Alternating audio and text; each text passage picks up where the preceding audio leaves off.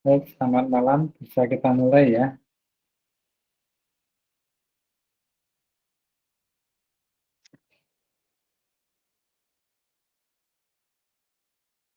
Sebelumnya, selamat Hari Raya ya buat yang merayakan Raya Galungan dan Kuningan Sabtu besok.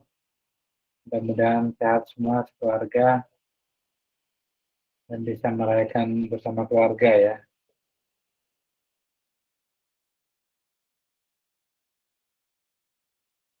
Hari ini kita akan lanjut ke materi letter of credit ya.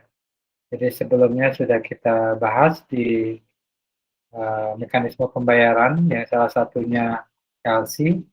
Nah, malam ini kita uh, terjelas kembali yang mudah-mudahan bisa semakin jelas terkait penggunaan LC itu sendiri.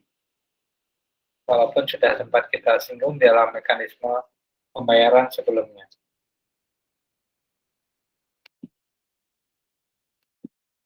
Seperti biasa, nanti saya sampaikan dulu materinya, nanti bisa dilanjutkan dengan diskusi, boleh via chatting atau langsung nanti saat selesai menyampaikan materi ya, nanti bisa kita langsung diskusi.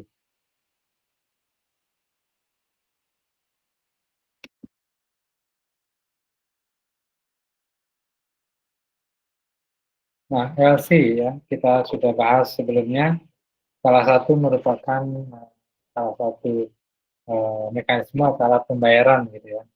Nah, dikatakan di dalam mekanisme pembayaran ekspor impor atau perdagangan internasional, LC dianggap paling aman dari sisi eksportir dan importir karena pembayaran akan dilakukan kepada eksportir ketika LC yang dipersyaratkan telah dipenuhi oleh eksportir. Begitu pula importir akan melakukan pembayaran setelah menerima dokumen yang dipersyaratkan. Jadi sama-sama berada pada posisi yang aman yang dijaminkan oleh bank. Nah, di dalam LC itu sendiri ada beberapa istilah yang sering digunakan ya. Letter of credit sering disebut juga dengan istilah documentary credit karena memang proses awalnya semua dengan dokumentari ya, dengan dokumen gitu ya. Tanpa dipenuhi dokumen itu, pembayaran tidak akan dilakukan oleh importir, begitu pula pembayaran tidak akan diberikan kepada eksportir. Kemudian ada juga yang memberikan istilah authority to purchase ya, jadi otoritas untuk membeli atau authority to pay. Jadi otoritas di sini eh, sama ya, artinya ketika dokumen yang dipersyaratkan dalam LC itu dipenuhi, maka pembayaran bisa dilakukan. Jadi LC ini juga untuk mencerminkan akan pentingnya penggunaan LC ya oleh bank sebagai alat yang mampu untuk membiayai penyerahan ekspor. Nah, di dalam pengertian ini bank memang sangat menentukan gitu ya. Jadi kredibilitas bank, baik bank issuing bank maupun advising bank itu sangat-sangat menentukan ya. Ketika kita sebagai eksportir maupun importir yang tidak begitu mengetahui profil dari si rekanan kita ya, baik eksportir maupun importir kita, penjual atau pembelinya, kita dibantu oleh bank. Baik dari sisi importir itu kita dimudahkan ya, jadi kita dimudahkan untuk dibayarkan terlebih dahulu oleh bank. Nah, dari sisi eksportir, untuk menjaminkan barangnya yang telah dikirim, jadi dia akan mendapat pembayaran dari bank. Nah, di dalam definisi ini bisa kita lihat secara satu persatu ya. Jadi suatu surat yang dikeluarkan oleh suatu bank atas permintaan importir. Jadi ini semuanya berawal dari importir ya, importir yang meminta ya kepada bank. yang ditujukan kepada eksportir di luar negeri yang menjadi relasi importir tersebut. Jadi penjual dan pembeli ya, yang memberikan hak kepada eksportir itu untuk menarik wesel-wesel atas importir bersangkutan. Jadi setelah dokumen atau setelah barang dikirim ya, setelah eksportir mendapatkan dokumen yang dipersyaratkan, nah dia akan bisa mencairkan wesel atau mencairkan LC-nya akan di.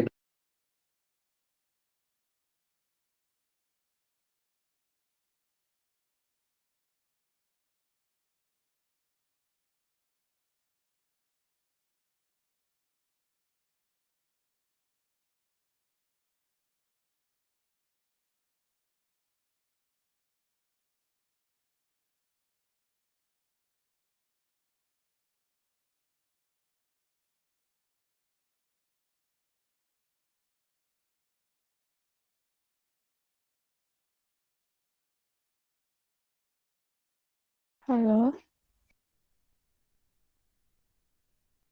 halo, mohon maaf suaranya terputus, Bapak.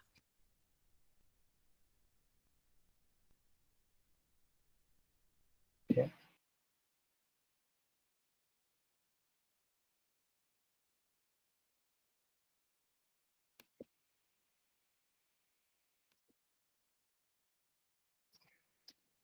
Saya ulang ya.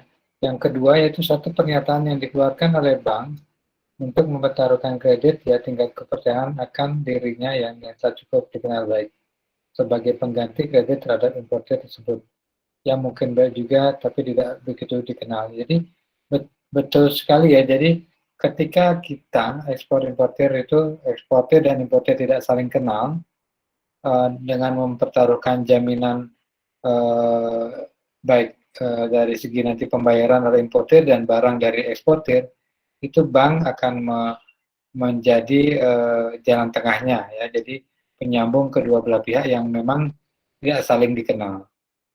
Kemudian di dalam definisi yang ketiga dari ICC ya, International Chambers of Commerce, LC adalah perjanjian tertulis dari sebuah bank, issuing bank ya, yang diberikan kepada penjual, beneficiary atau eksportir atas permintaannya dan sesuai dengan instruksi pembeli ya diberikan. Jadi memang ada instruksi permintaan dari importir untuk melakukan pembayaran yaitu dengan cara membayar, mengasep atau menegosiasi vessel sampai jumlah tertentu dalam jangka waktu ditentukan dan atas dokumen-dokumen ditetapkan. Jadi di sini sangat jelas bahwa si eksportir itu akan diberikan pembayaran setelah dokumen-dokumen yang dipersyaratkan oleh LC atas permintaan importir itu dipenuhi. Jadi memang harus dipenuhi ya. Jadi ketika katakanlah misalnya eksportir itu sudah mengirimkan barangnya, kemudian dokumennya tidak lengkap, itu bank tidak akan mau melakukan pembayaran. Karena dari sisi lain, importer tidak akan bisa mengeluarkan barangnya dari pelabuhan ketika dia tidak mendapat surat lengkap atas barang tersebut. Jadi saling terkait di situ. Nah ini contoh letter of credit ya. Jadi di dalam LC ini apakah sama bentuknya semua? Tentunya tidak ya. Jadi masing-masing karena issuing banknya yaitu yang menerbitkannya berbeda banknya. Tetapi dalam komponen yang ada di dalam letter of credit hampir sama. Nah, karena itu dipersyaratkan oleh importirnya ya berdasarkan sales kontrak yang telah disepakati kedua belah pihak. Jadi misalnya di sini kita bisa lihat contohnya nama address banknya ya, tanggal, kemudian jenis LC ya. Di sini irrevocable letter of credit. Jadi jenis LC-nya sudah disebutkan di awal ya. Kemudian beneficiary siapa, ekspor penerimanya, ekspornya siapa. Kemudian ke komoditi ya. Kemudian account party-nya, ekspornya siapa, alamat ya. Ini biasa surat seperti yang kita pelajari di korespondensi ya, biasa dengan salam dulu di salamnya, kemudian di sini misalnya we hereby open our irrevocable credit in your favor for the sum of or sum not to exceed total. Jadi jumlahnya di sini disebutkan ya, jumlah nilai LC-nya ada di sini, total kreditnya dolar apa gitu ya. By your request for payment set upon the presentation of the debt accompanied by the following statement. Nah, kemudian ini credit is valid until ya. Ini ada daluarsa sampai kapan ya? Disebutkan. Kemudian that this LC will be automatically extend without amendment. Jadi ini yang bisa diperpanjang ya. Jadi extended ya without amendment. Oh, berapa ini tergantung ya, di jenisnya bisa diperpanjang beberapa lama gitu ya. Kemudian di sini juga dimunculkan di sini sebutkan from the present or any future expiration, kedaluarsanya Anda jika at least 30 days, 30 hari any expiration ya kedaluarsanya dari sumbangnya. Kemudian ini alamatnya ya.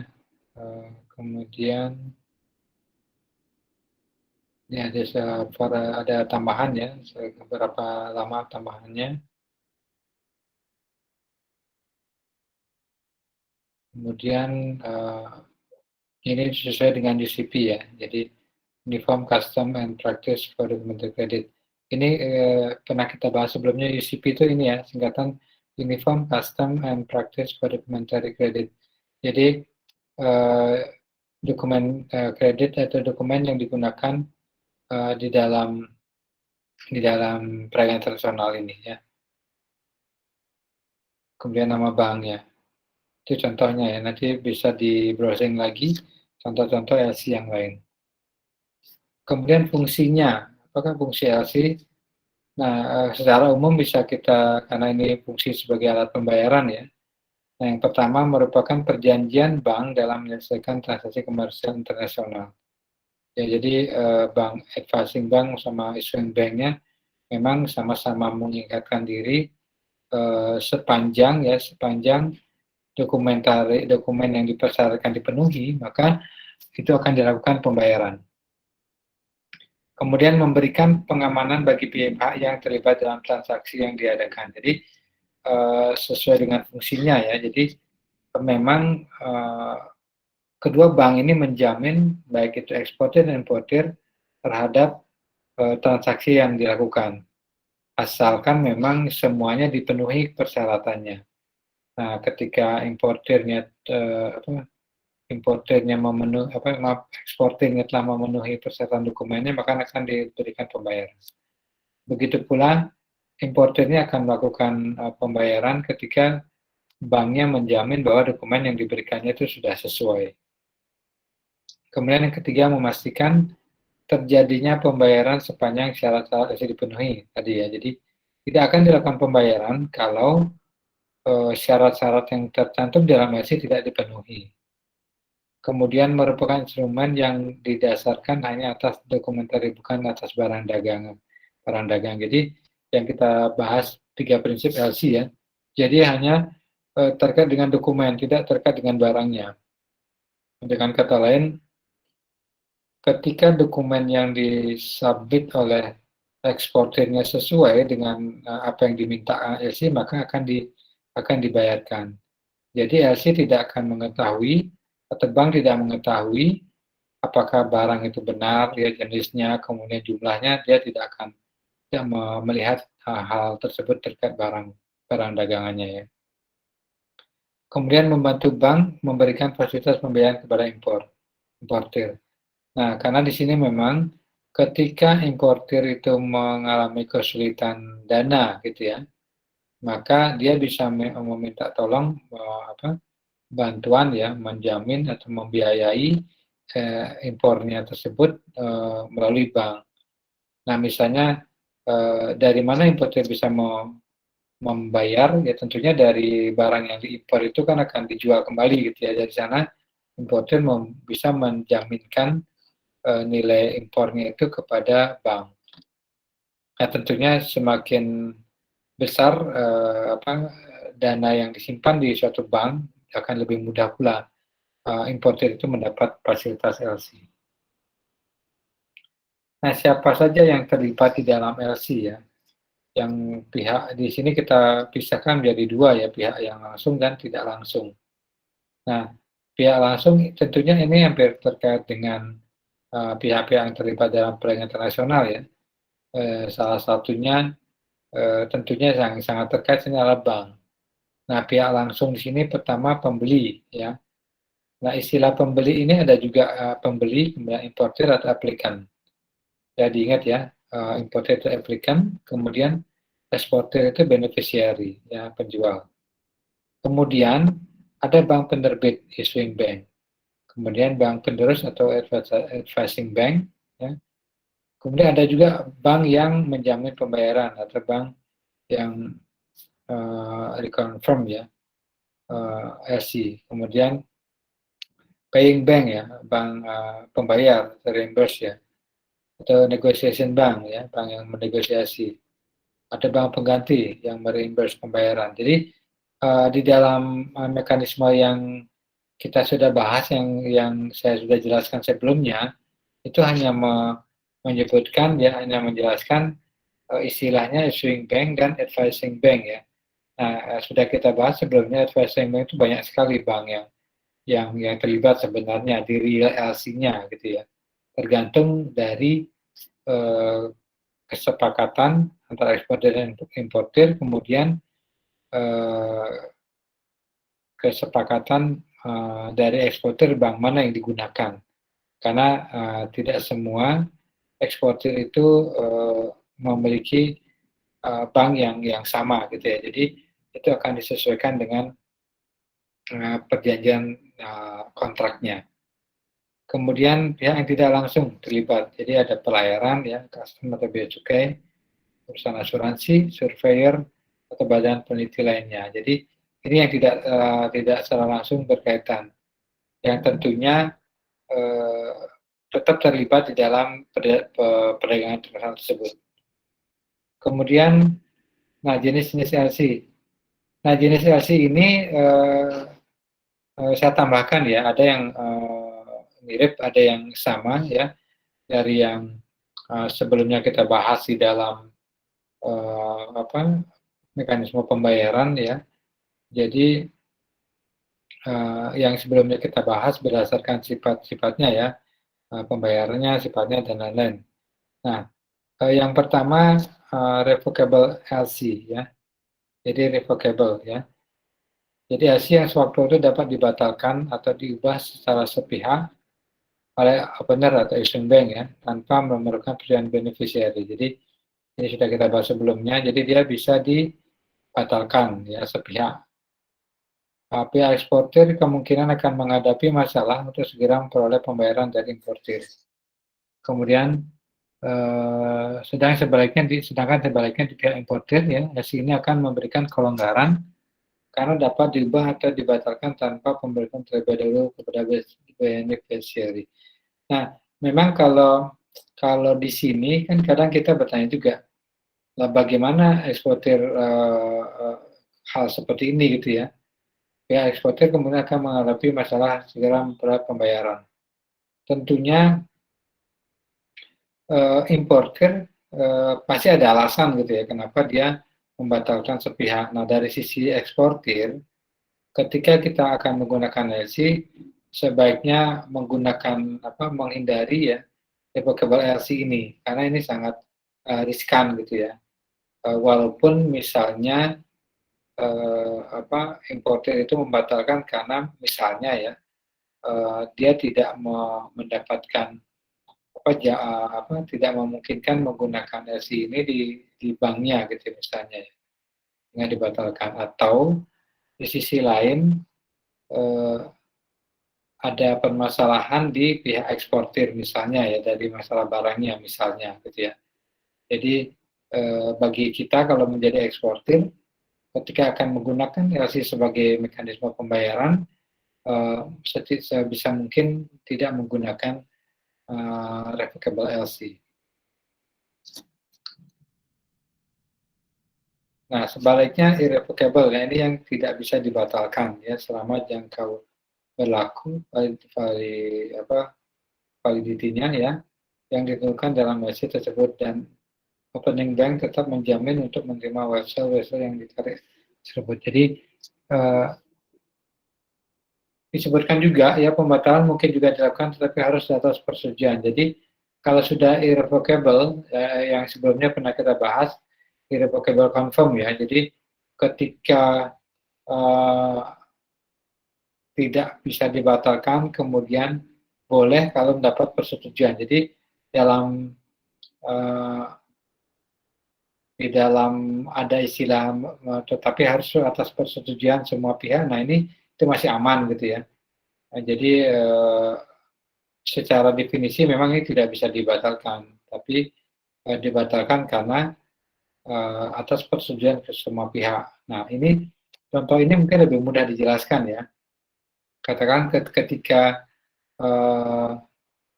penggunaan LC ini dianggap mahal dan tidak bagi eksportir dan importir itu memungkinkan dia menggunakan model LC yang lain, bisa saja gitu ya. Atau karena sudah saling percaya, jadi dia tidak menggunakan LC, dia bisa menggunakan mekanisme pembayaran lain. Itu bisa terjadi. Tetapi dalam prakteknya bisa banyak ya jenis-jenis LC yang bisa digunakan. Jadi yang irrevocable and confirm ya, ini yang paling sempurna ya, paling aman. Dari sisi penerima sih, karena pembayaran atau pelunasan wesel yang ditarik atas dijamin sepenuhnya ya, baik issuing bank maupun advising bank. Tentunya kembali bila segala syarat dipenuhi ya. Jadi ini kembali kepada syarat tersebut. Jadi irrevocable dan confirm. Kemudian clean letter of credit. Jadi LC ini tidak dicantumkan syarat-syarat lain untuk menarikan suatu wesel. Artinya tidak diperlukan dokumen-dokumen ya. Bahkan pengambilan uang dari kredit yang tersedia dapat dilakukan dengan penyerahan kwitansi biasa. Nah, ini sangat-sangat mudah ya, maksudnya ini LC yang sangat diuntungkan bagi si eksportir gitu ya. Tidak banyak syarat yang dipersyaratkan, dokumennya juga tidak gitu ya, sepanjang dianggap sudah tingkat kepercayaan eksportir dan importer itu sudah cukup tinggi ya. Jadi memudahkan bagi eksportir. Documentary letter of credit. Nah ini sebenarnya yang kasih itu kan semuanya documentary ya, kecuali yang non documentary yang kita bahas di sebelumnya. Jadi penarikan uang atau kredit yang tersedia harus dilengkapi dengan dokumen-dokumen lain ya, sebagaimana disebut dalam LC. Ini sebenarnya documentary letter of credit ini itu pada umumnya semua LC itu membutuhkan dokumen yang dipersyaratkan ya. Jadi kalau tidak dipenuhi syarat-syaratnya ini, itu tidak akan bisa dicairkan. Nah, ini yang menggunakan red clause ya. Jadi penerima LC benar-benar diberi hak untuk menarik sebagian dari jumlah LC ya. Jadi ini diberikan kemudahan gitu ya. Jadi sebelum barangnya tiba gitu pun pihak beneficiary eksportir diberikan ya Jadi boleh menarik sebagian dari nilai LC yang ada di dokumennya. Jadi tanpa memerlukan dokumen lainnya. Dengan sisa LC biasanya seperti dalam hal dokumen LC lainnya. Jadi ketika dokumennya belum lengkap, dia sudah bisa menarik sebagian. Nah, tapi sisanya itu baru bisa diberikan setelah dokumen lainnya lengkap. Nah, kalau istilah umumnya, jadi kayak diberikan uang muka gitu ya kepada eksportir terhadap ekspor barangnya tersebut. Jadi ini merupakan kombinasi dari open LC dengan documentary LC. Nah, revolving LC. Ini memungkinkan kredit yang tersedia dipakai ulang tanpa mengadakan perubahan syarat khusus. Jadi revolving itu bisa digunakan berkali-kali gitu ya. Misalnya untuk jangka waktu 6 bulan, kredit tersedia setiap bulannya 1.200 US dollar ya. Berarti secara otomatis setiap bulan ya selama 6 bulan, kredit tersedia sebesar 1.200. Tidak peduli apakah jumlah itu dipakai atau tidak. Jadi dalam hal ini kemungkinan ya importer sudah mempunyai mempunyai kredibilitas bagus ya di banknya ya. Jadi mereka diberikan jaminan, jadi diberikan revolving LC selama 6 bulan. Jadi bisa dipakai selama 6 bulan, nggak perlu ada perubahan syarat khusus gitu ya. Nah, mau dipakai atau tidak ya, jumlahnya berapa itu tidak menjadi masalah. Jadi ini biasanya perusahaan-perusahaan yang memang tingkat importasinya tinggi ya, dengan tentu saja dengan etikat baik ini, artinya dengan profil yang bagus ya, tentunya biasanya importer itu mempunyai dana yang cukup besar di bank tersebut, sehingga sangat dimudahkan.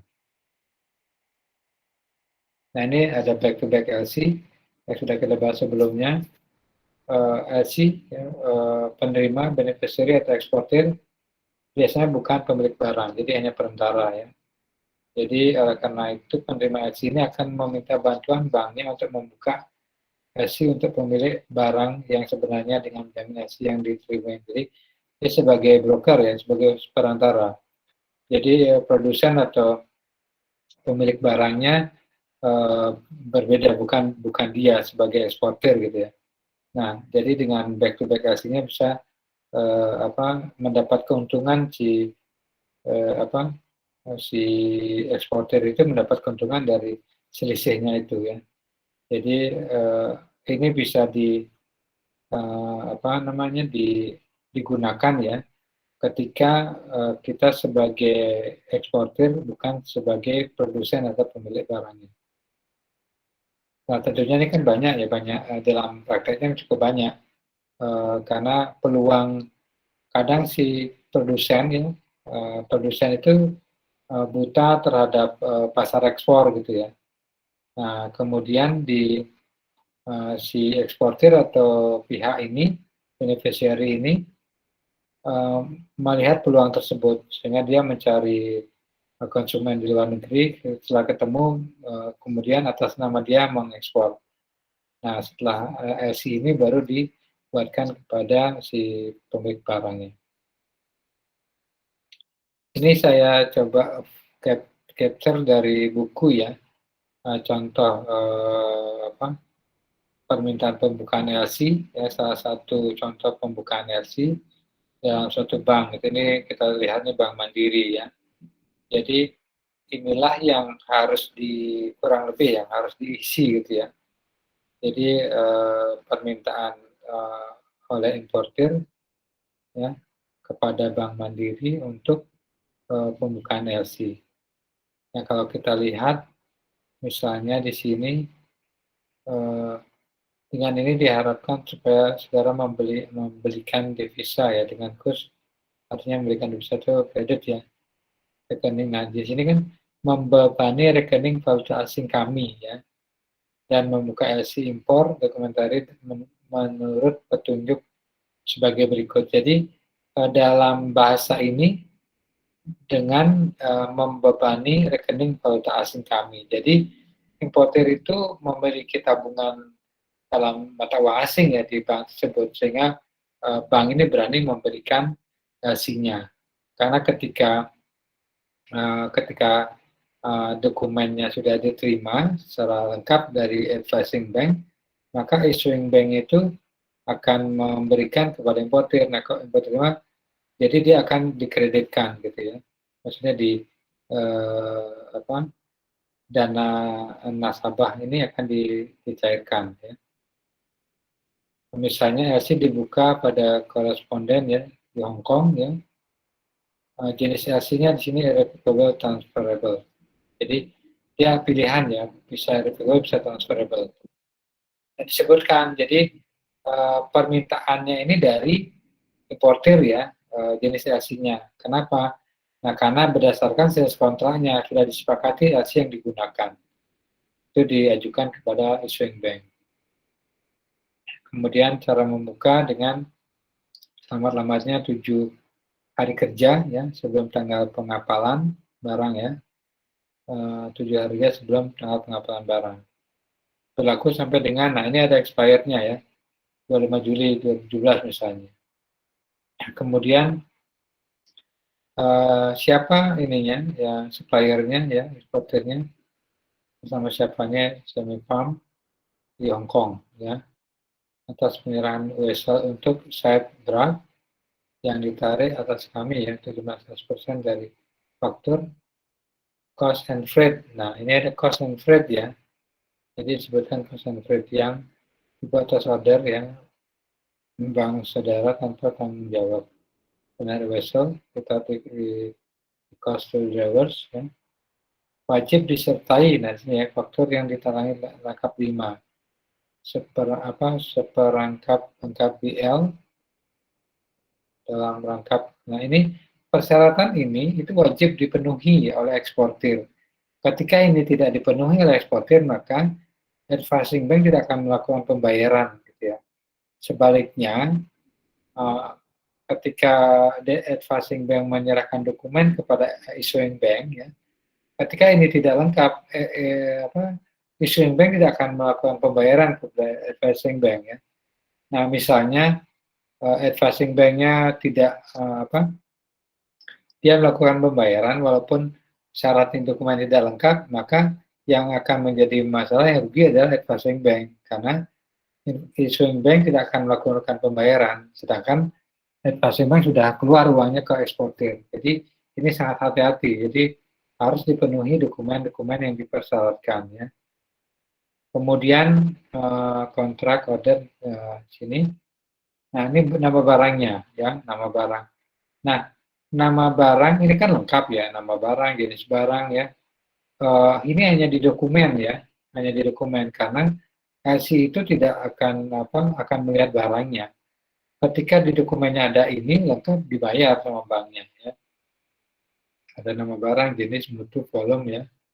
Kemudian harga, cost and freight ya. Nah ini kita menggunakan CIF ya, artinya kalau masih cost and freight berarti pada saat importasinya, kita akan bahas nanti di Incoterm ya, itu harus ditambahkan insurance untuk bisa menghitung biaya masuknya. Tarif, kemudian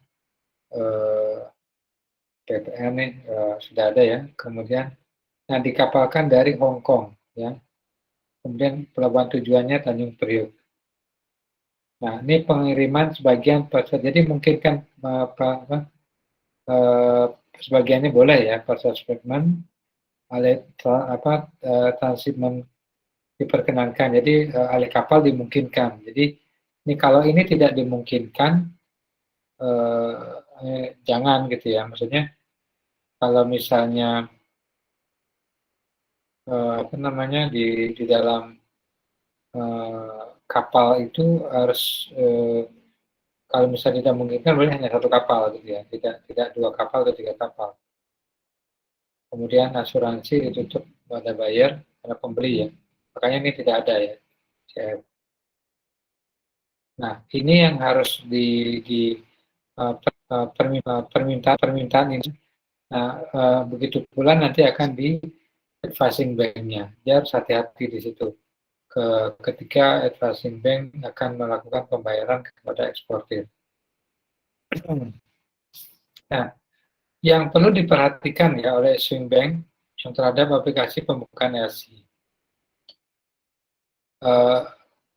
Cukup banyak gitu ya, tapi ini sangat penting karena akan menentukan gitu ya, akan menentukan ketika kriteria ini sudah dipenuhi, maka itu harus diketahui juga oleh bank, advising bank dan eksportir. Nama jelas dan alamat eksportir, beneficiary ya.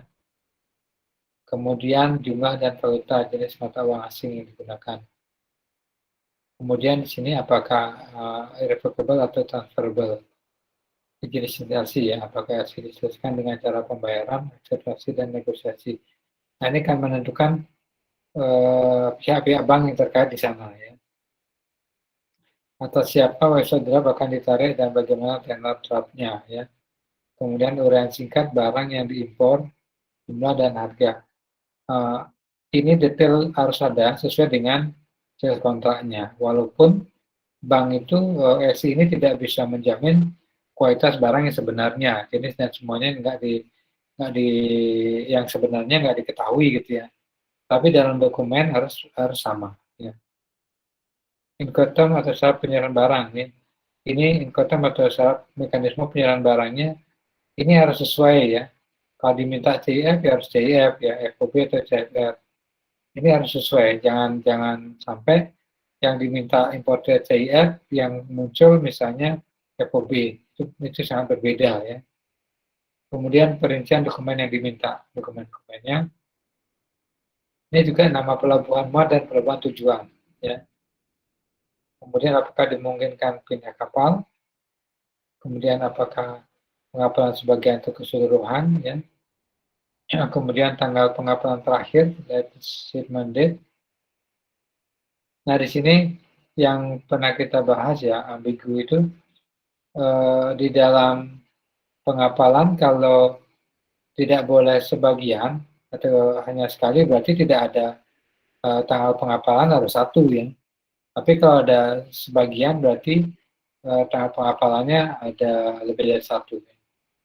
Nah, dia ada tempo LC, yang kalau penyerahan, ya. Kemudian apakah LC akan disampaikan via surat, ya, tergantung dari persetujuan ya. Kemudian pernyataan duduk syarat-syarat pengembang. Itu yang perlu diperhatikan oleh issuing bank ya. Kemudian kewajiban importer terhadap issuing bank ya, opening bank. Jadi menggantikan pembayaran invoice atas pembayaran LC. Artinya ketika memang importer sudah menerima dokumen-dokumennya, sudah lengkap sesuai dengan kesepakatan di awal, ya wajib membayar ya. Kemudian membayar segala beban ya, ongkos-ongkosan berkaitan pembukaan LC ya. Nah ini memang bedanya ya, ketika kita menggunakan LC, ada biaya tambahan yang muncul yang harus dibayar oleh importir. Beda dengan kita membayar saat transfer ya, langsung transfer, itu hanya mungkin ongkos beda ongkos beda bank ya, kalau misalnya banknya berbeda. Nah, yang ketiga, membebaskan bank dari kerugian dan tanggung jawab atas keadaan jumlah mutu barang. Nah, seperti yang kita bahas sebelumnya, sifat dari LC itu memang tidak terkait dengan barang, hanya dokumen ya. Sepanjang dokumennya sesuai memenuhi syarat, dia dilakukan pembayaran ya. Tapi tidak ketika misalnya barangnya datang berbeda jumlahnya atau kualitasnya, importer tidak bisa menuntut ke bank ya. Kemudian mengizinkan bank untuk memiliki dan menjual barang-barang yang dikapurkan pada transaksi apabila tidak terjadi pembayaran ya. Nah, ketika importer one prestasi tidak melakukan pembayaran, maka barang-barang itu bisa diambil alih oleh bank. Kemudian menandatangani dan menyerahkan kepada bank tambahan instrumen yang diperlukan bank itu ya disesuaikan ya. Nah, apabila di dalam valuta asing USD, maka akan menyetujui merimbas bank dalam valuta USD dengan kurs yang berlaku. Nah, di sini misalnya gini, bank itu memang memiliki kuasa penuh ya terhadap kurs yang berlaku di bank tersebut. Kita tidak bisa menggunakan kurs yang berlaku di pasar ya, yang di umum misalnya di mana changer itu kita gunakan nggak bisa. Kita harus menggunakan rate yang ada di bank tersebut.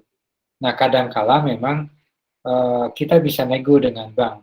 Misalnya, contohnya gini, misalnya kita misalnya mendapat contoh di luar kredit ya, di luar LC. Misalnya saya akan mendapat pembayaran villa gitu ya dari tamu dari Australia gitu ya.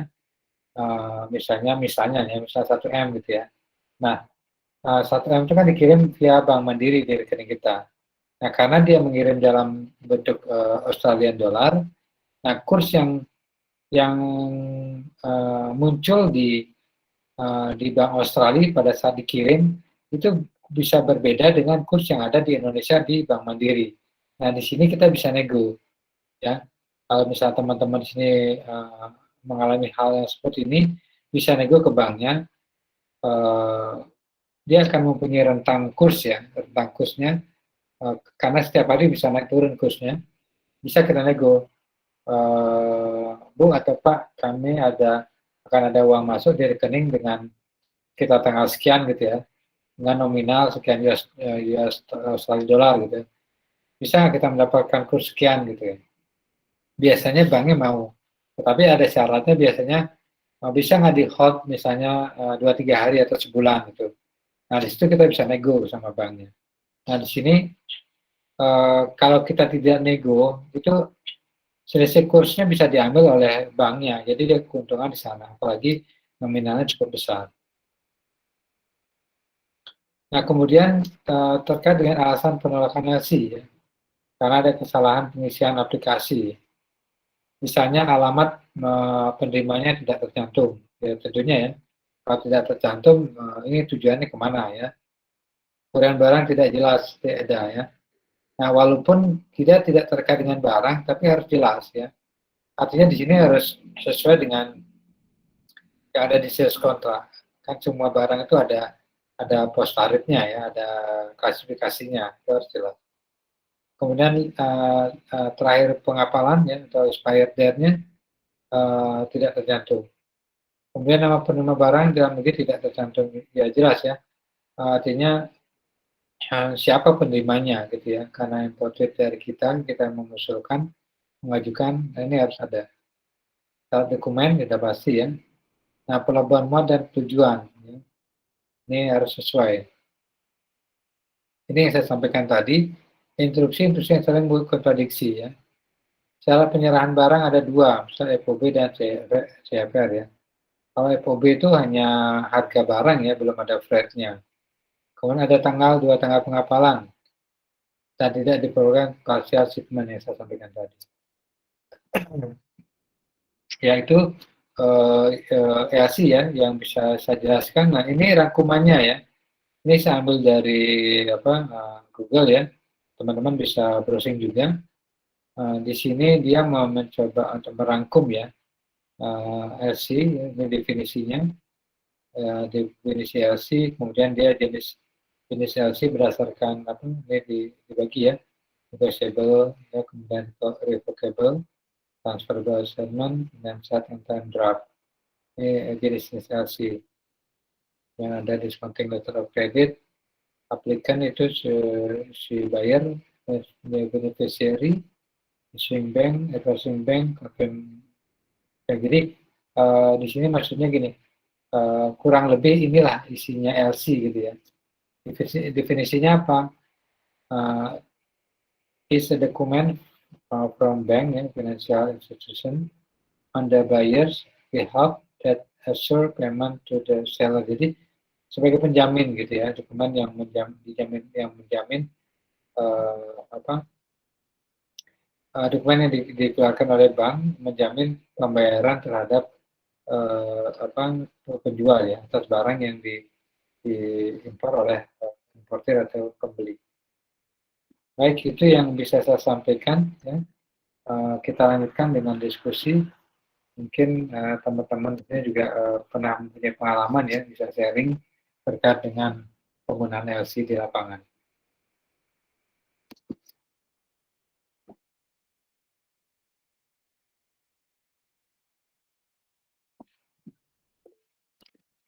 Silakan Dewa Ayu di hari ini. Selamat malam, Pak. Iya, selamat malam. Ya, izin bertanya, Pak, terkait LC ini.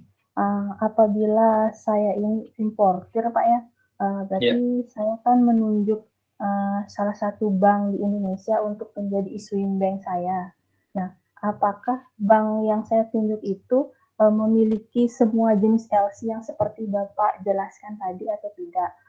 Kemudian kalau misalkan tidak, biasanya di bank yang ada di Indonesia itu yang biasanya ditunjuk menjadi issuing bank itu LC jenis apa saja yang biasanya sering digunakan, seperti itu Pak.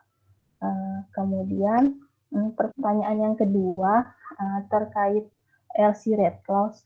Kebetulan di kantor saya mungkin saya nggak terlalu paham ya awalnya tentang LC Red Clause itu karena saya bukan orang finance yang mengurusi LC di kantor. Tapi pada saat pembelian beras, tapi ini untuk transaksi dalam negeri Pak ya, pembelian beras. Jadi kantor itu mengeluarkan LC yang namanya LC Red Clause ya. Kemudian saya setuju sama Bapak bahwa itu semacam seperti uang muka, jadi diberikan setengahnya dulu pembayaran, setelah dokumennya lengkap baru bisa dibayar full seperti itu. Nah, pertanyaan saya Pak, kenapa namanya LC Red Clause Pak ya? Apakah ada filosofinya dari nama Red Clause itu? Kemudian apa keuntungan kita menggunakan LC Red Clause, perusahaan maksud saya menggunakan LC Red Clause jika dibandingkan dengan LC yang lain? Mungkin itu saja Pak, terima kasih. Iya, sama-sama. Yang pertama bank ya. Nah, bank yang istilah umumnya adalah bank devisa gitu ya. Bank yang melayani kegiatan ekspor impor. Nah, untuk jenis LC-nya itu bukan bank yang menentukan ya. Jadi yang menentukan jenis LC-nya adalah si importir dengan kesepakatan eksportir. Nah, bisa kita lihat dari definisinya bahwa LC itu dokumen yang dikeluarkan oleh bank ya untuk sebagai pihak importer ya, sebagai pihak importer untuk menjamin pembayaran eksportir.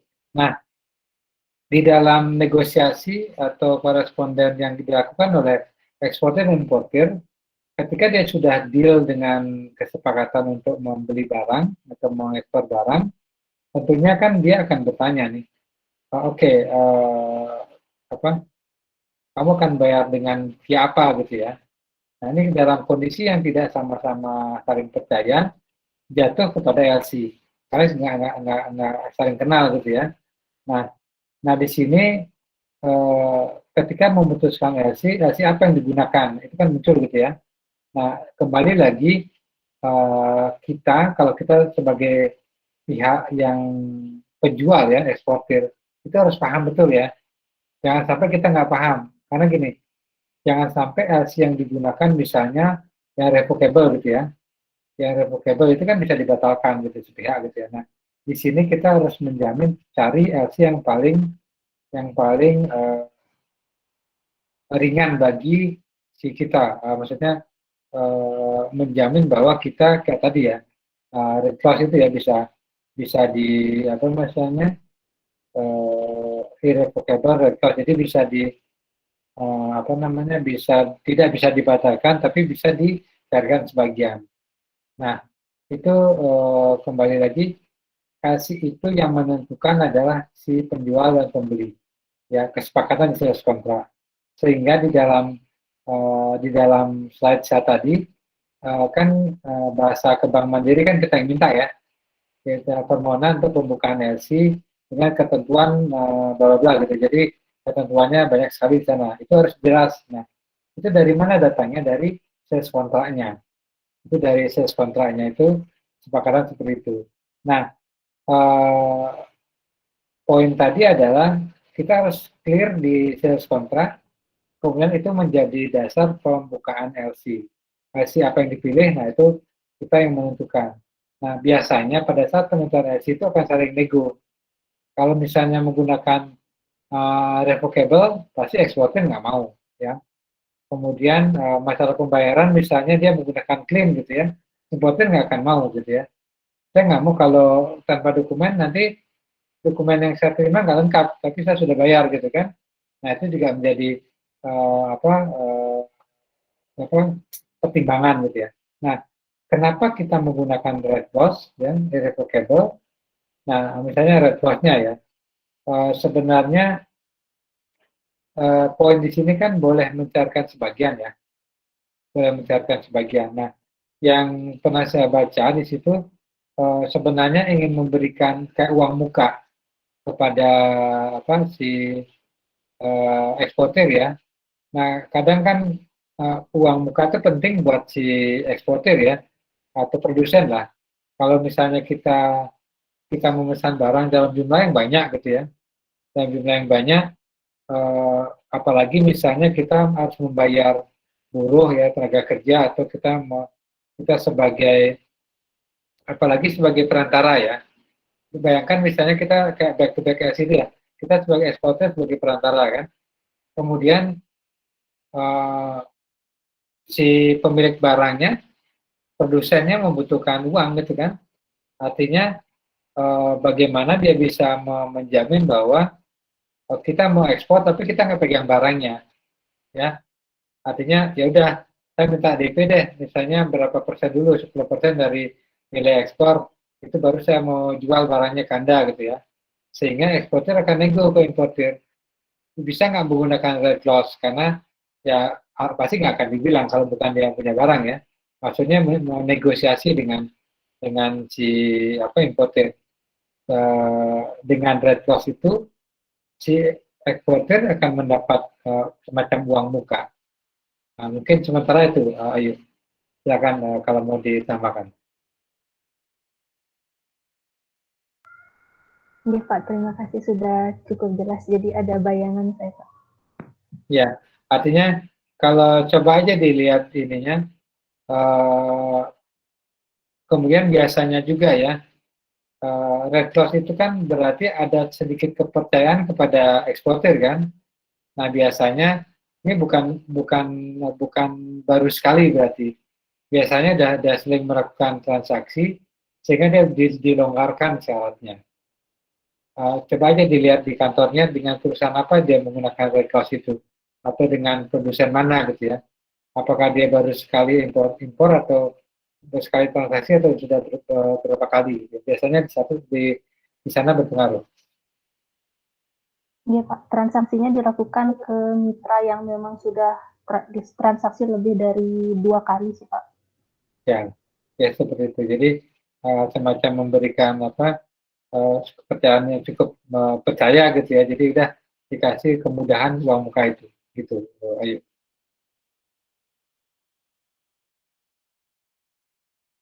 Silakan yang lain. Kade Ayu, silakan. Selamat malam Bapak, saya ingin bertanya mengenai apa LC secara umum di Indonesia itu Pak. Apakah LC itu memang, apakah issuing bank itu tidak memperbolehkan pindah kapal untuk barangnya atau bagaimana? Kemudian apa alasan issuing bank tidak memperbolehkan barang untuk pindah kapal Pak? Oke. Terkait dengan persyaratan itu ya, kalau pindah kapal itu bukan banknya yang menentukan ya. Jadi kembali ke jawaban saya tadi, sales kontra itu pada saat negosiasi gitu ya, saat negosiasi itu dipastikan oleh importir tadi misalnya pelabuhan muat gitu ya, kemudian pelabuhan tujuannya, kemudian mekanisme pengiriman ya, kemudian mekanisme setelah penyerahan barang. Nah, terkait dengan transshipment ya, pindah kapal ini, itu kenapa tidak diizinkan oleh importir ya, ini bukan bank ya, ini importernya ya. Kenapa tidak diberikan oleh importer? Karena di situ ada risiko, ya. Ada risiko ketika barang itu sudah dimuat di kapal, kalau akan dipindahkan kan harus diturunkan lagi ya. Ya. Nah, itu ada untuk barang-barang tertentu yang misalnya kayak batu bara gitu ya, yang barang curah, pertama ada kemungkinan barangnya akan berkurang. Ya. Bisa dibayangkan kan misalnya gini, misalnya kita membeli pasir ya, pakai truk ya, kemudian kita pindahkan ke truk yang satu, ya, muatannya penuh nggak kira-kira logika kita? Nggak ya, pasti ada yang berkurang kan, ada yang jatuh, ada yang tersisa di baknya, nah sehingga kemungkinan berkurangnya barang ini akan semakin besar, sehingga dia tidak menyarankan atau tidak mengizinkan transhipment kapal. Nah, kenapa misalnya eksportir minta transhipment kapal? Karena bisa saja jalur yang dituju ke negara kita itu tidak ada yang direct gitu ya. Jadi misalnya dari Amerika dia tidak bisa langsung ke Tanjung Priok ya, dia harus ke Singapura dulu, gitu ya. Nah mau tidak mau dia harus ke Singapura dulu, gitu ya. Seperti itu. Nah kalau alasan seperti itu kita sebagai importer bisa menyetujui transhipment tetapi dengan syarat, gitu ya. Dengan syarat kalau terjadi kekurangan atau kerusakan atau kehilangan itu harus ada garansinya gitu ya. Misalnya LC-nya itu dibayar sebagian misalnya nantinya gitu ya. Jadi nggak dicairkan sepenuhnya gitu ya. Nah, seperti itu. Jadi ada alasan-alasan yang bisa disampaikan oleh eksportir kenapa minta transhipment atau sebaliknya kenapa importer tidak mengizinkan menggunakan transhipment. Seperti itu, Kak. Baik Pak, sudah bisa dimengerti. Terima kasih. Ya, sama-sama. Silakan, Nita.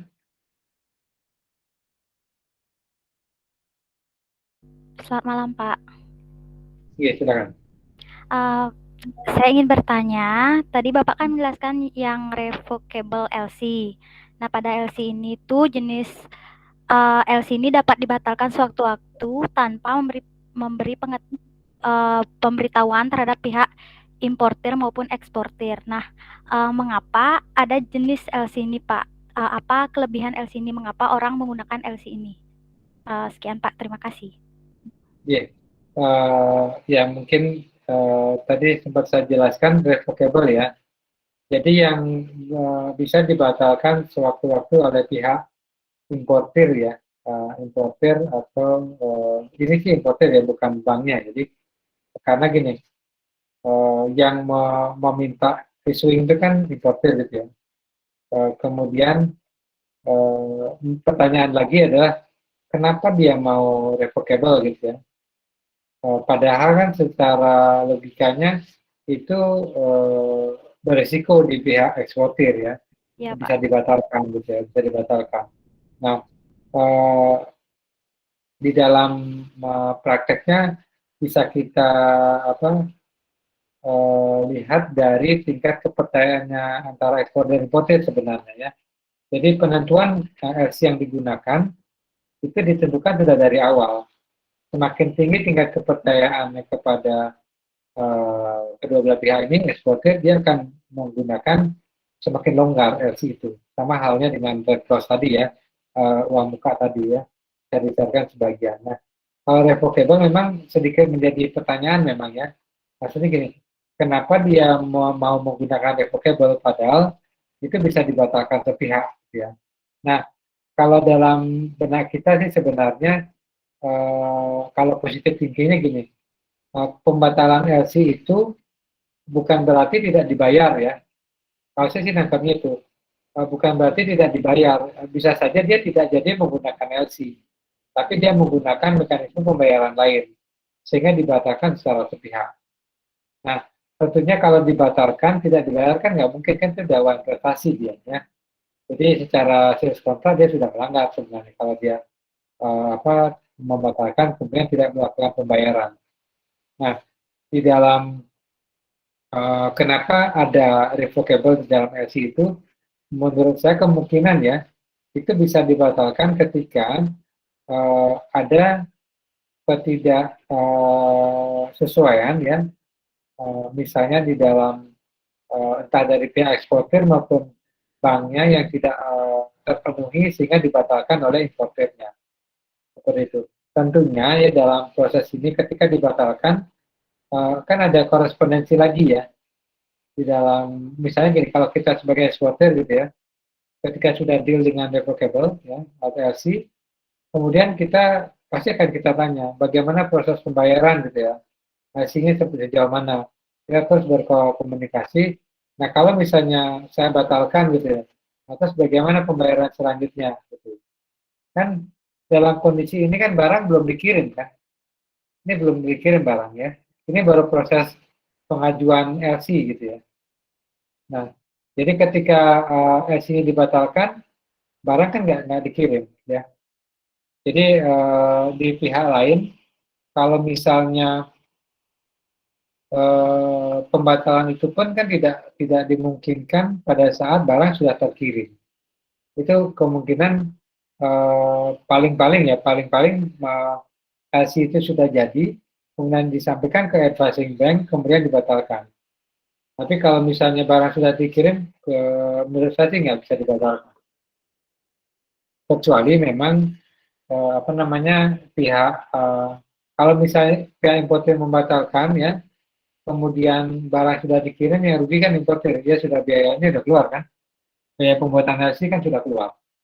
Kemudian dia sudah membayar beban gitu ya, nanti dia juga akan membayar biaya nilai barang itu sendiri. Gitu Nita. Ya baik Pak, terima kasih. Iya sama-sama. Silakan Erva.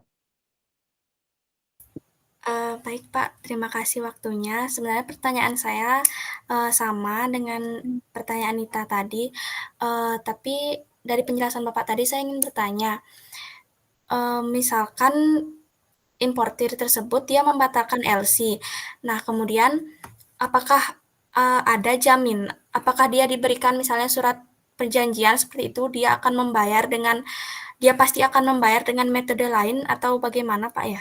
Terima kasih. Ya, betul, itu yang saya jelaskan tadi. Ketika misalnya dibatalkan LC-nya, kalau kita lihat dari satu pihak dulu ya importer ya. Kalau dia membatalkan LC, kita belum tahu di proses mana dibatalkan gitu ya. Kalau LC itu dibatalkan ketika sudah disampaikan ke advising bank gitu ya, sudah dikirim ke luar negeri, berarti kan dia sudah rugi biaya kan. Pada saat dia membuat LC kan bayar gitu ya, dia udah bayar, dia udah rugi di sana kan.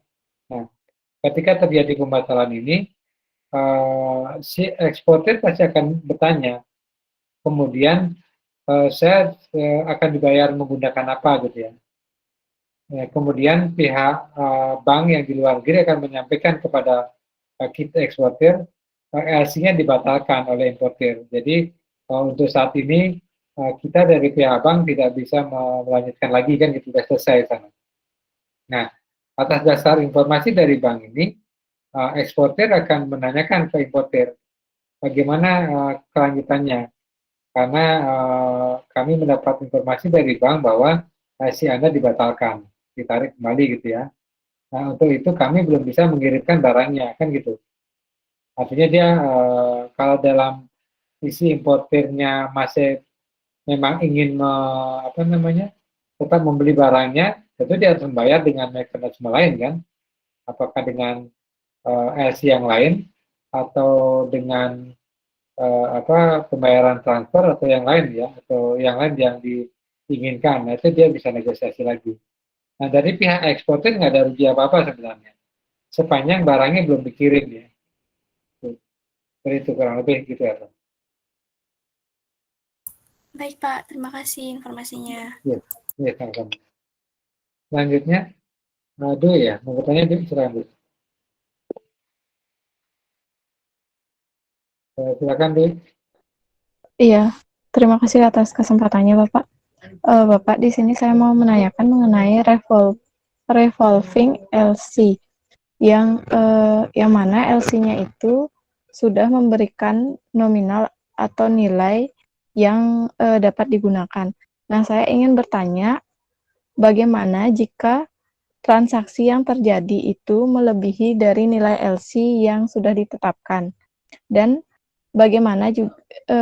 juga bagaimana jika dari nilai LC yang telah ditetapkan itu ternyata tidak ada transaksi sejumlah itu yang terjadi? Apakah ada biaya tambahan yang harus dibayarkan oleh perusahaan untuk nilai yang telah disebutkan sebelumnya?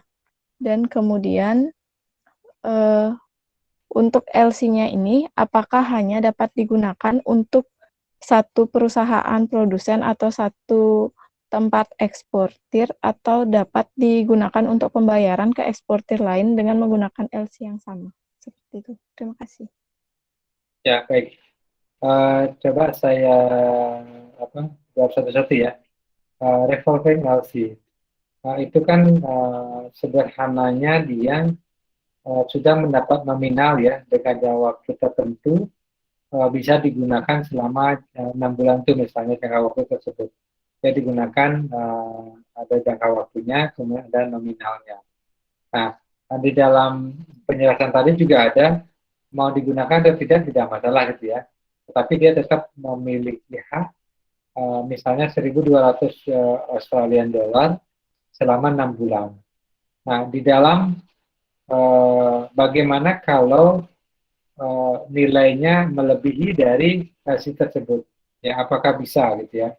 Nah, tentunya kalau dari kacamata bank gitu ya,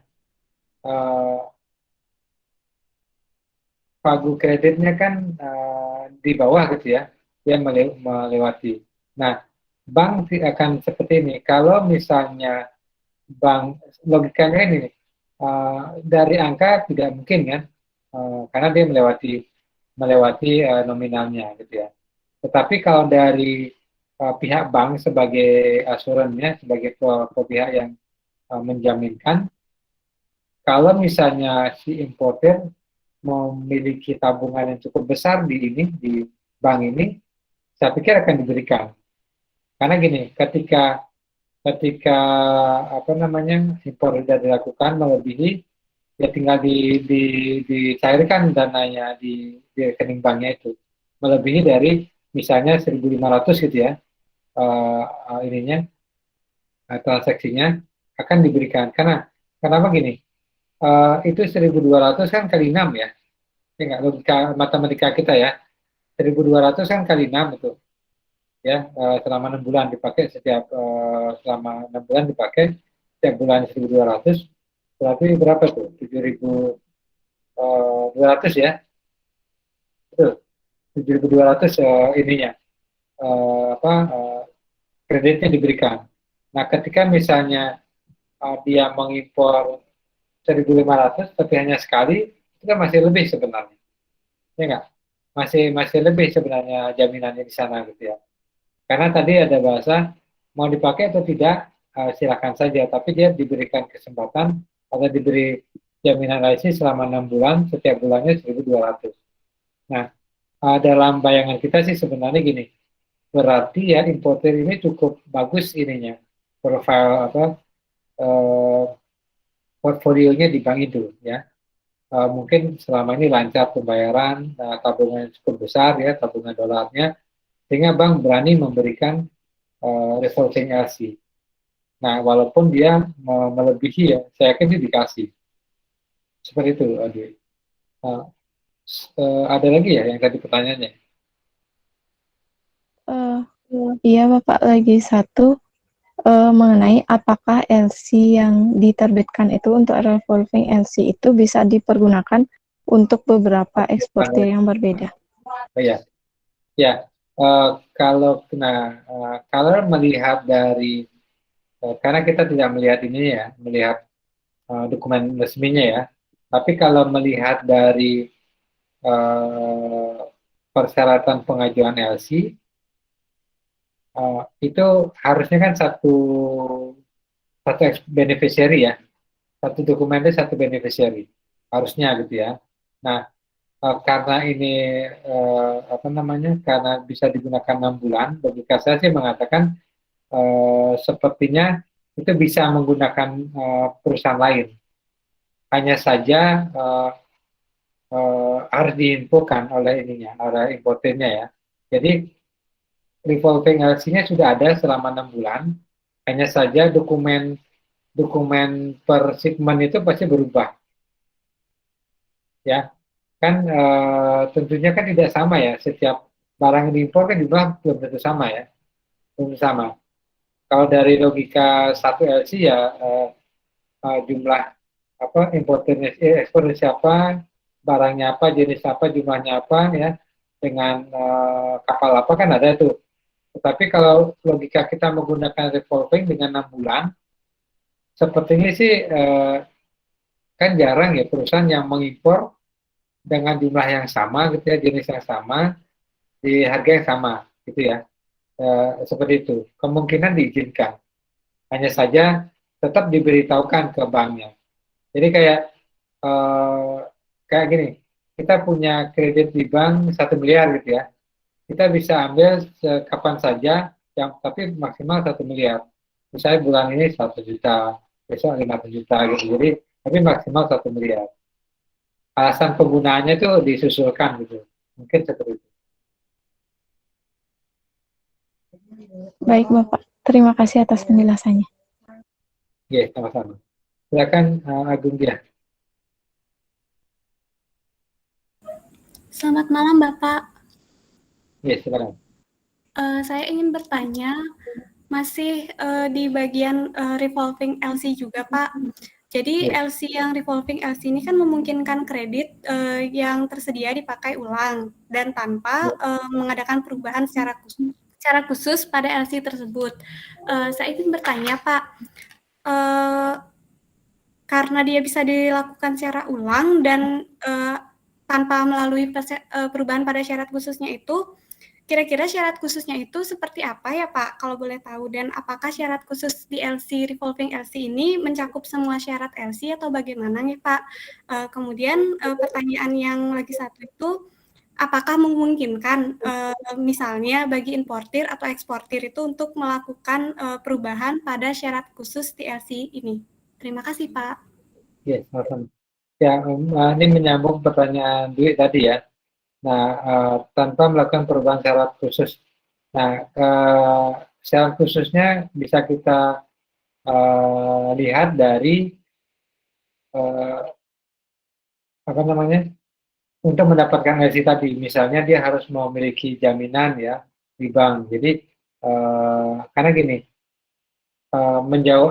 melanjuti jawaban yang pertanyaan Dwi tadi, tentunya persyaratan eksportir ini kan beda ya.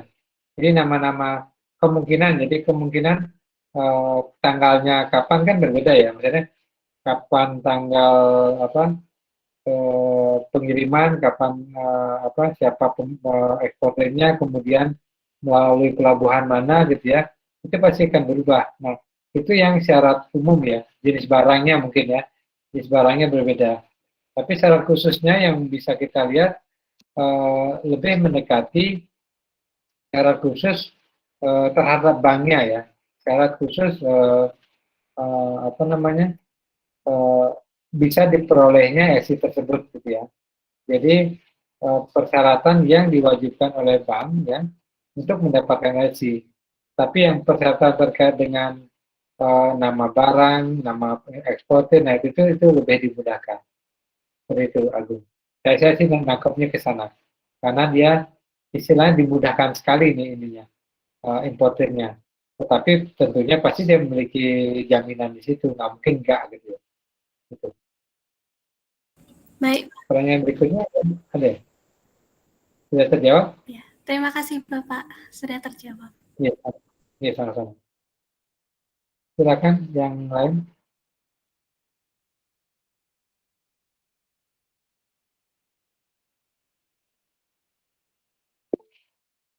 Silakan, Evan. Terima kasih ya Pak. Mohon izin bertanya. Saya mau nanya untuk masalah LC ini. Nah, pembahasan LC di perdagangan internasional udah sedikit memahami, tapi untuk LC ini bisa digunakan untuk perdagangan lokal, Pak. Yang pertama itu. Yang kedua, contoh dari di tempat kerja saya, Bulog itu kan melakukan impor beras dengan menggunakan LC juga. Dan melakukan impor beras pun Bulog dapat perintah dari kalangan-kalangan atasan tertentu. Nah, itu termasuk perantara atau tidak, Pak? Karena kan kalau kita impor itu kadang beras itu susah terjual, yang pertama. Yang kedua, kita dituntut untuk mempunyai cadangan beras pemerintah, sedangkan beras itu setiap bulannya turun mutu. Dan beras itu kalau tidak terjual, kita kena denda bunga bank dari bank, Pak. Nah, selama kita menyimpan beras itu karena tidak laku, kita bengkak kena bunga bank. Terus kenapa, tanya saya, kenapa Bulog itu selalu diberikan tantangan yang tidak bisa dilaksanakan karena Bulog kena beban bunga bank tersebut. Kenapa enggak yang tadi Bapak jelaskan tadi, bank itu bisa menjual barang-barang yang ada di importir tadi itu. Terima kasih, Pak. Untuk itu pertanyaan saya, Pak. Baik, terima kasih, Pak. Yang pertama LC ya. Nah, LC itu memang khusus digunakan untuk ekspor impor ya, untuk perdagangan luar negeri. Artinya bukan untuk lokal. Nah, kalau lokal mungkin bukan LC ya. Bisa saja ini pengandaian saya ya. Karena setahu saya LC itu untuk penggunaan pembayaran transaksi luar negeri, ekspor impor. Nah, apakah mungkin ya ini kita sambil diskusi ya. Kalau menggunakan di dalam negeri misalnya, kalau kita memiliki misalnya eksportir gitu ya, eksportir itu kan ada back to back LC gitu ya, kemudian transferable LC. Eksportir misalnya dia sudah mendapat pesanan gitu ya dari luar negeri, itu kan ada uang masuk gitu ya, LC. Kemudian dia ingin membeli dari pihak lain di negaranya sama-sama sebagai eksportir ya, bisa aja itu digunakan gitu ya.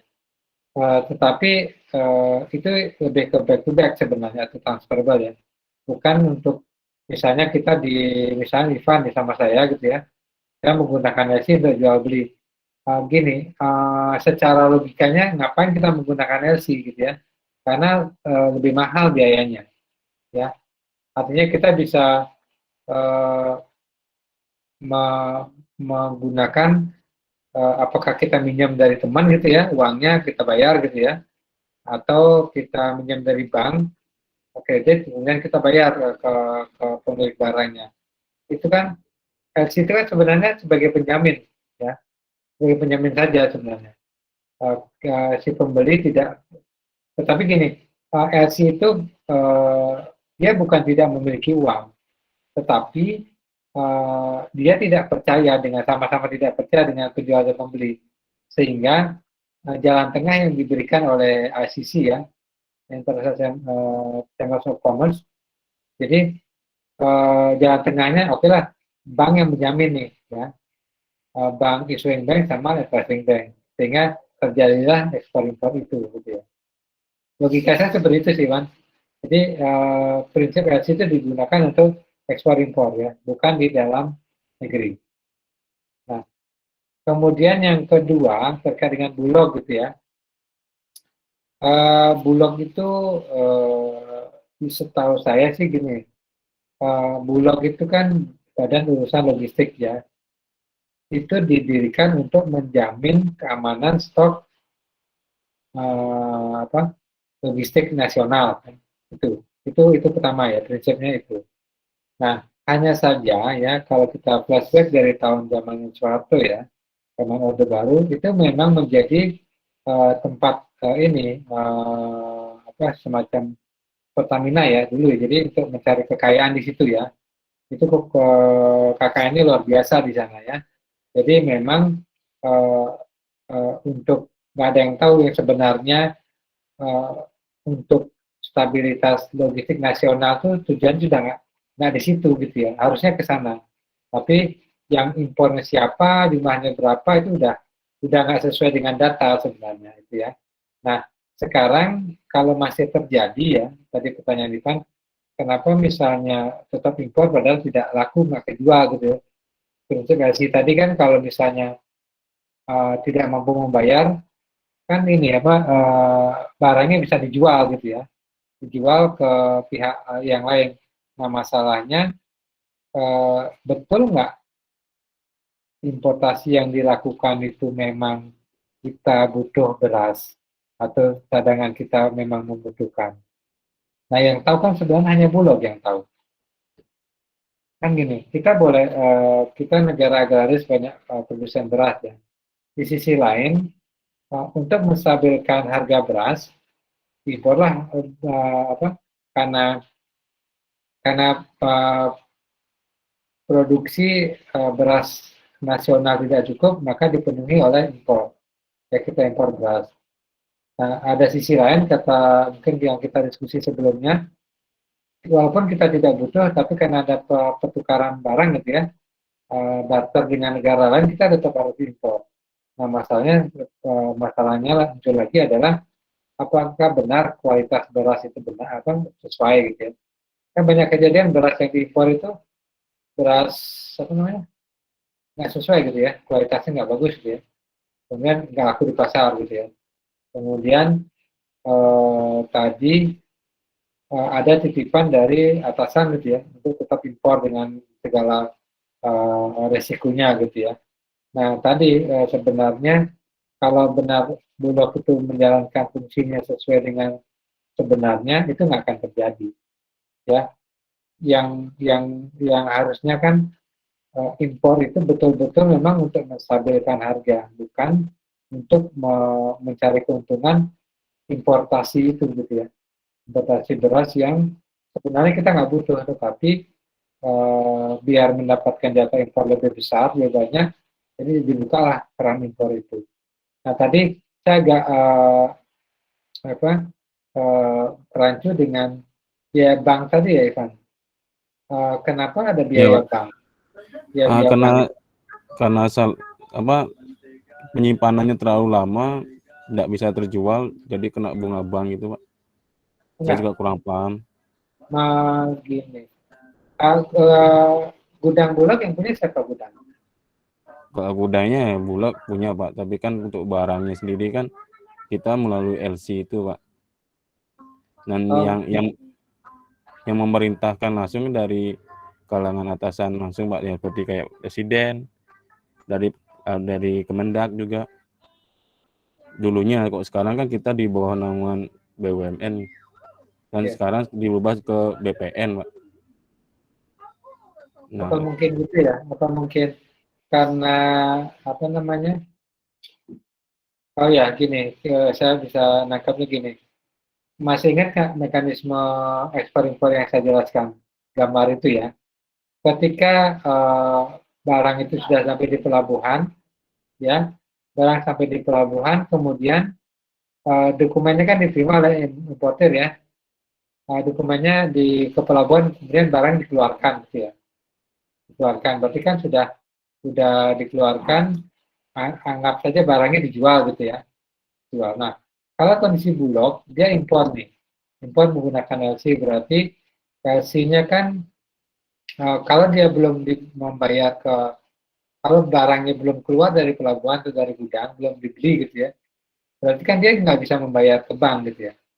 Sehingga itu dibungakan LC-nya. Mungkin seperti itu ya Ivan ya. Kayak kita punya pinjaman, kalau kita nggak bayar, akan bertambah bunganya. Seperti itu. Iya Pak, untuk perantara sendiri itu apa tidak kena sanksi juga Pak? Kan kita kan diperintah langsung maksudnya dari perantara itu dari pemerintah langsung. Padahal kebutuhannya sudah jelas kalau Bulog itu bisa nyerap gabahnya lokal itu Pak.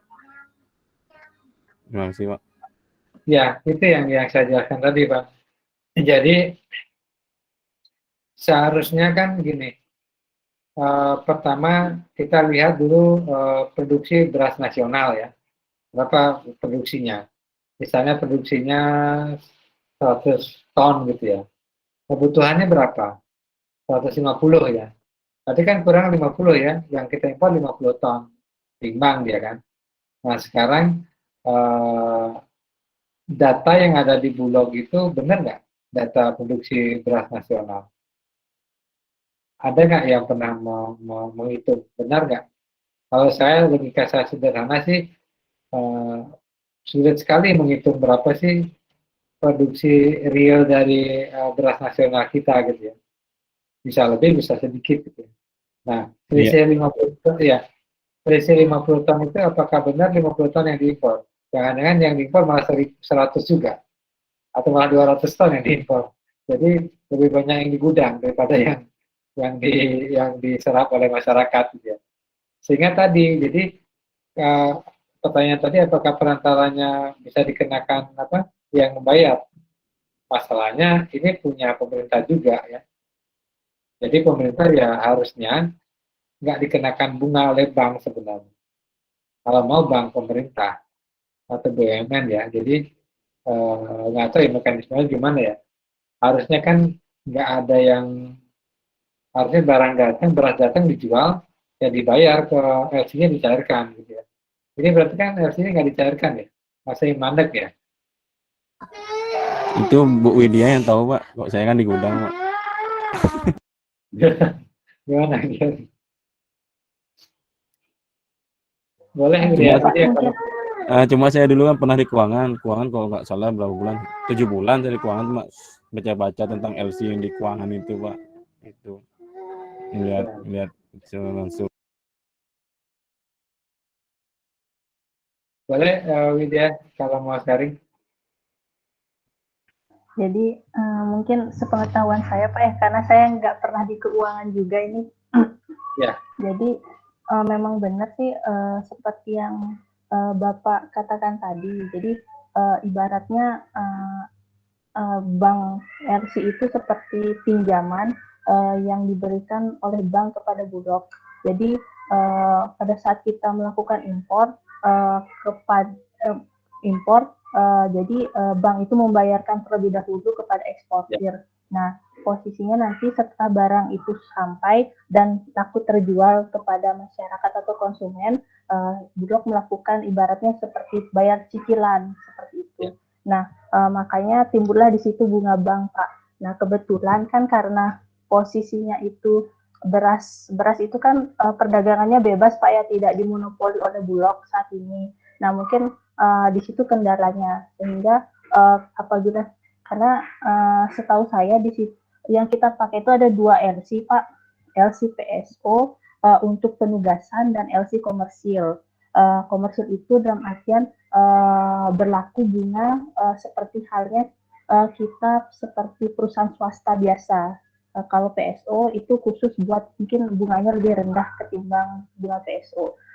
Tapi karena posisinya penugasan buat Bulog itu sekarang ini tidak seperti dulu Pak ya, ada Raskin, ada Rastra, Bansos dan sebagainya, itu mulai sedikit, jadi LC PSO itu sekarang dicabut, jadilah LC komersil, sehingga berlakunya pun bunganya seperti perusahaan pada umumnya, seperti perusahaan swasta umumnya Pak.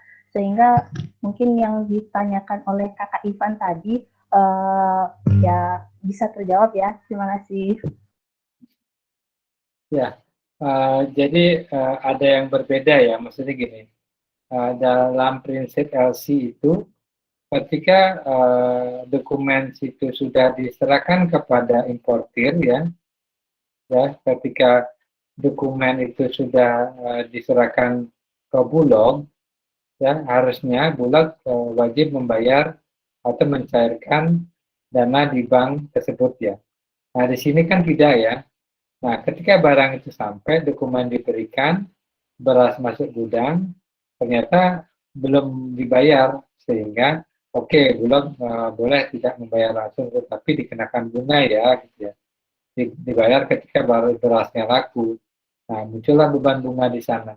Ini kan sebenarnya ada prinsip yang bukan dilanggar ya, artinya kebijakan bank memberikan tanda kutip itu sudah lunas gitu ya, dicairkan, tapi belum sebenarnya, tapi dikenakan pinjaman akhirnya. Kalau kita bisa bilang gini, LC-nya sudah lunas tapi digunakan ke pinjaman, ya. Jadi bank Bulog memiliki pinjaman utang impor di situ sebenarnya, itu yang berbunga. Tapi di bank itu, nah kita nggak tahu nih, di bank itu apa sudah close apa belum nih banknya? Pasti sudah close menurut saya. Jangan-jangan sudah close sebenarnya. Di bank itu udah nggak ada utang LC di situ. Hanya di Bulognya mencatatnya di keuangannya itu masih LC. Mungkin ya. Jadi kalau masih LC, kalau dari prinsip LC itu berarti sudah sedikit berbeda ya. Karena ketika barang sudah masuk ke importir, barang sudah keluar dari pelabuhan, itu sudah wajib dicairkan. Gitu. Mungkin seperti itu. Bisa dipahami ya. Bagaimana Ivan, masih mudah? Ada mau sharing lagi? Sudah paham saya Pak, dari jelasan sama Kakak Widya Pak.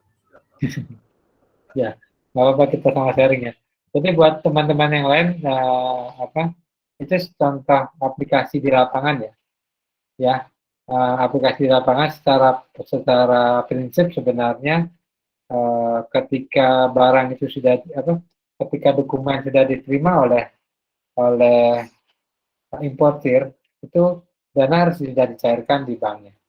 Ya, nah kecuali dia dalam bentuk revolving LC ya, revolving itu kan dia masih walaupun dia dicairkan tapi dia masih punya jatah.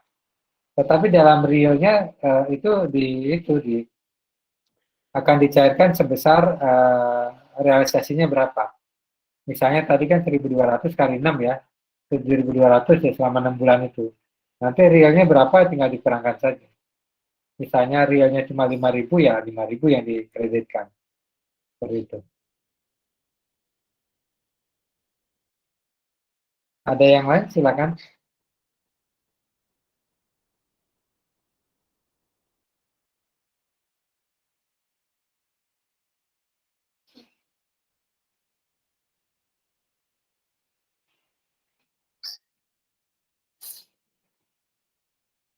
Nanti boleh juga sharing, ada yang bekerja di perusahaan ekspor impor lagi nggak? Ada. Kalau misalnya ada, bisa tanyakan ke bagian Exim-nya ya. Seperti apa perlakuan LC-nya. Kalau dari prinsip yang kita pelajari sih seperti itu. Kan banknya nggak mau rugi dia, ya. Belum dibayar ya dikenakan bunga kan gitu. Mau tanya lagi Pak, kalau banknya kebobolan tuh bagaimana Pak untuk LC tersebut Pak? Kan ada kasus fiktif itu kan di Bank BNI. Coba di browsing itu ada kasus besar ya, yang sudah ditangkap sih sebenarnya ya. Kasus LC fiktif Bank BNI, boleh nanti di browsing ya. Nah sebenarnya, cuma yang kita pahami kan LC itu kan tidak bisa diterbitkan sepihak ya, banyak pihak yang terlibat sebenarnya ya, nggak bisa 1-2 orang. Jadi baik di sisi eksportir dan importir, kemudian dari sisi advising bank sama issuing bank, itu kan sangat ketat sebenarnya. Kalau kita pelajari secara teorinya cukup ketat di situ. Nah, ketika ada pembobolan ya, artinya ada yang fiktif, berarti pasti ada yang bermain di situ. Artinya ekspor fiktif itu kan berarti nggak ada barang yang nggak ada ekspor kan, nggak ada barang yang nggak ada yang dikirim, tapi kok bisa keluar. Artinya asuran dari ketika misalnya eksportir menyerahkan PIB gitu ya, PIB apa lagi, BL gitu ya, kemudian invoice dan lain-lain packing list itu berarti palsu, nggak sebenarnya gitu. Karena artinya dimudahkan dia untuk membayar. Jadi tanpa mengecek dokumen sebenarnya, itu dibayar gitu ya, dicairkan, ternyata nggak ada barang gitu ya, jadi nggak ada barang yang diekspor impor di situ. Artinya banknya dibobol ya, jadi banknya dibobol. Detailnya boleh nanti ya dicoba di browsing di Google, pas waktu senggang itu bisa cukup panjang gitu ya. Udah lama, kasusnya lama, tetapi baru beberapa tahun terakhir baru ini ditangkap ya di Interpol. Karena kabur kalau nggak salah ya. Nah kalau tadi secanggihnya bank memang kalau tidak ada orang dalam kecil untuk bisa dibobol. Kebanyakan kasus itu ada pihak dalam yang terlibat.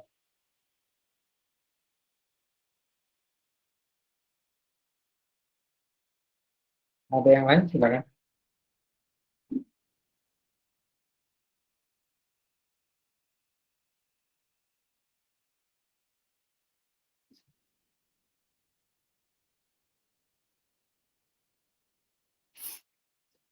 Yang utama adalah prinsip LC ya.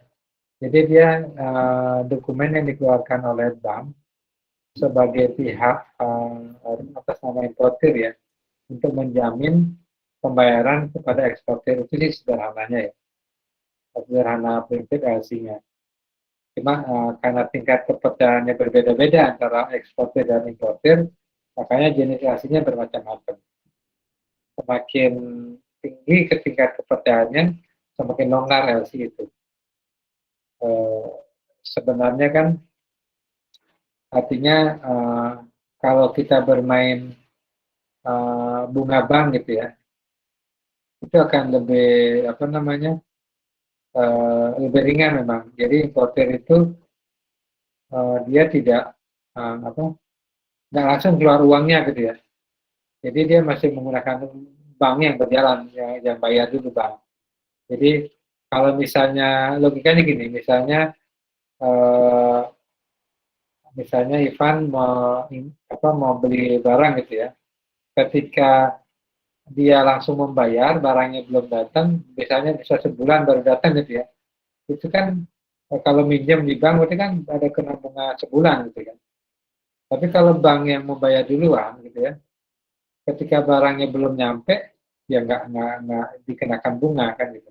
Hanya kita bayar biaya LC saja. Jadi di sana bunga banknya memang penting di situ. Kalau nilai impornya miliaran kan lumayan kan, satu bulan berapa bunganya kan? Gitu. Biasanya memang tinggi, besar-besar nilainya untuk LC.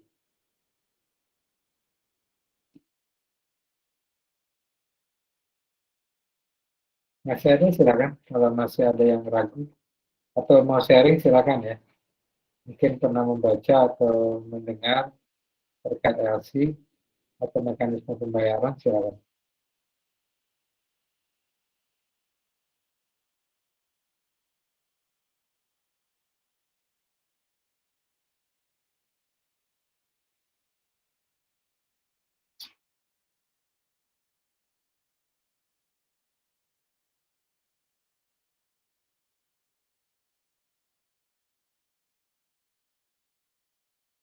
Saja ada pertanyaan? Untuk saya sudah, Pak.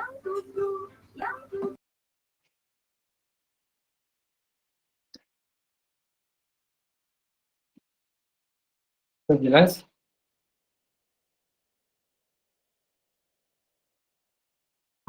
Kalau teori sudah cukup jelas, Pak. Belum tahu kok praktek. Kita dari mana alurnya. Pertama, yang kedua, sampai benar-benar LC itu deal. Ya. Ya memang mungkin kalau kebetulan Ivan sama Widiari kan ada LC ya.